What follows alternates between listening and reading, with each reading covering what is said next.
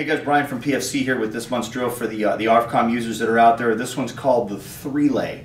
It's a three-person drill that we're going to execute. In this case, we're going to be firing it on steel targets. And I won't lie to you, on the surface, and when you first perform this, it is a little bit confusing. It's a little bit complicated. We had a couple restarts, a few recocks we had to do while we were making errors ourselves. After we got those out of the way, the drill became incredibly fun, incredibly easy, and very, very intuitive.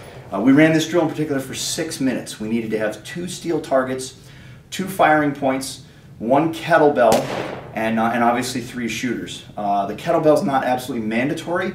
You can either pull that out if you want to, you can substitute it with a different physical task, whatever that may be. Here's how this works.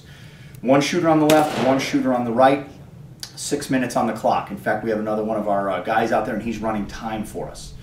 During the first minute, what will happen is each shooter at each respective firing position will fire 1 round at their steel target. The third shooter is going to take and grab that kettlebell, and in a farmer's carry down by his side, he's going to run it down to the second firing position on the right.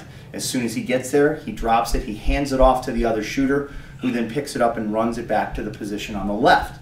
That shooter who just completed his kettlebell carry jumps into the firing position and he fires 1 round at the steel target. The shooter who's running with the bell, he gets to the other end and he repeats the process of firing 1 round. So we go like that for the first minute. Once the first minute is done, we up the round count to 2 rounds. So we're still doing a relay race where we're carrying that kettlebell in a farmer's carry and we're upping the number of rounds fired to 2. Shooters are trying to shoot as fast and accurate as they possibly can, scoring hits on the steel. Once 2 minutes has elapsed, we're going to change the physical task. Instead of carrying the kettlebell in a farmer's carry, we're going to bring it up to the rack position at shoulder height and still do that. In the 3rd minute, we're going to up the round count to 3 rounds on the target. 4th minute, we up to 4 rounds. When we hit the next change in physical task, at 5 minutes rather, we're going to switch from carrying from the rack at shoulder position to being locked out overhead. Whether you want to clean and press that kettlebell, you want to snatch it up there, whatever. And again, the physical task can be changed on this. Then we're going to go to 5 rounds per minute, and then we're going to finish up at 6 rounds per minute. So again, first minute, 1 round, then 2, then 3, then 4, then 5, then 6. For the first 2 minutes, carrying in a farmer's carry. Second 2 minutes, carrying at shoulder height. And then for the final 5 and 6 minutes, those last 2 minutes, we're carrying locked out overhead. One more catch to the drill, one more layer to the onion, so to speak. If we're in the left firing position, the shooter's going to fire left-handed. If we're in the right firing position, the shooter's going to fire right-handed. So that adds a lot of layers to this.